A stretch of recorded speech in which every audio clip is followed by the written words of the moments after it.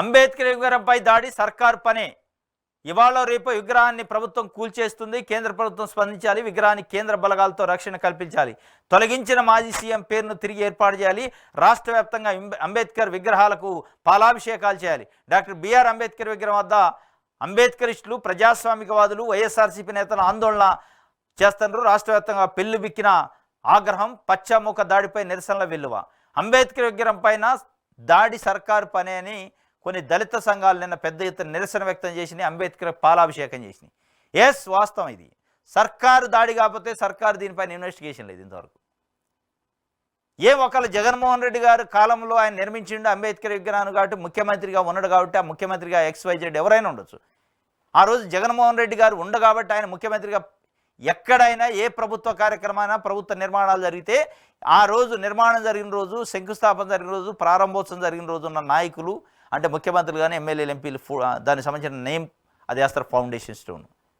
దాన్ని జీర్ణించుకోలేని పరిస్థితి మీకుంటే అంటే అసలు అంబేద్కర్ విగ్రహమే తప్పు అన్నట్టు అంబేద్కర్ విగ్రహం ఎందుకు పెట్టిండు?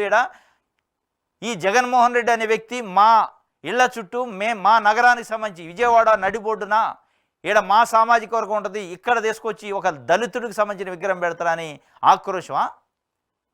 ఎట్లా పెడతాడు అని ఆయన నేమ్ ప్లేట్ని తొలగించారా? అదే అనుమానించాల్సి వస్తుంది. ఎందుకంటే గడిచిన 5 సంవత్సరాల్లో జగన్మోహన్ రెడ్డి గారు ముఖ్యమంత్రిగా ఉండి అనేక శంకుస్థాపనలు, ప్రారంభోత్సవాలు, అనేక బిల్డింగ్లు కట్టారు, అనేక అభివృద్ధి కార్యక్రమాల దగ్గర ఆయన ఫోటో ఉంటుంది. ఎక్కడా తొలగించాలి, ఇక్కడే తొలగించారు. అదిగో అక్కడే డౌట్ వస్తుంది.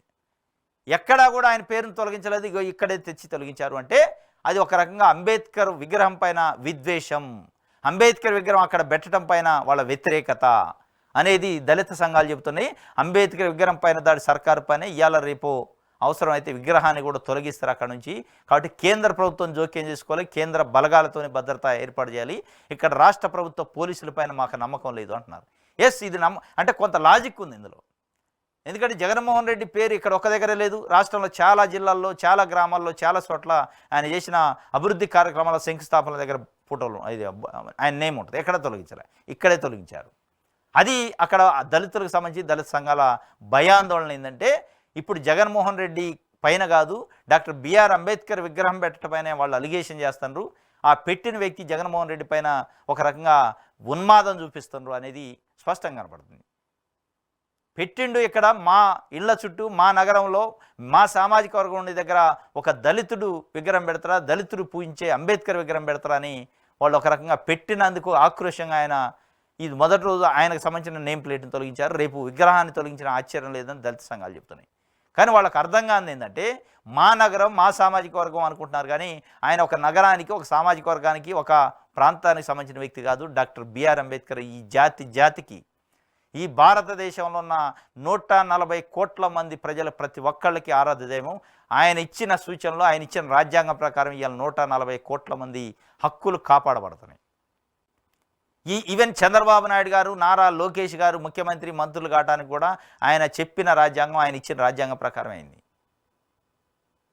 కాబట్టి మీరు అనుభవిస్తున్న పదవులు, మీరు అనుభవిస్తున్న పరపతి, మీరు అనుభవిస్తున్న పలుకుబడి మొత్తం కూడా డాక్టర్ బిఆర్ అంబేద్కర్ రాసిన రాజ్యాంగం ప్రకారం వచ్చింది. కాబట్టి ఆయన అందరికీ నాయకుడే. అది అర్థం చేసుకోవాలా.